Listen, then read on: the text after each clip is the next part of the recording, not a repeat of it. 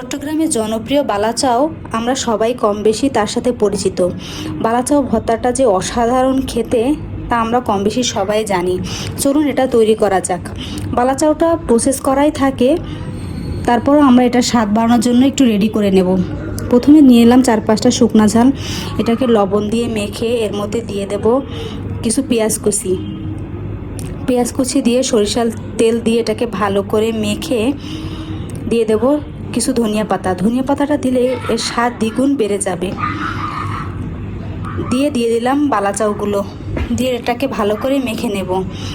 এই বালাচাওটা আপনি যদি 1 প্লেট গরম ভাতের সাথে খেতে পারেন তাহলে খুবই অসাধারণ লাগে।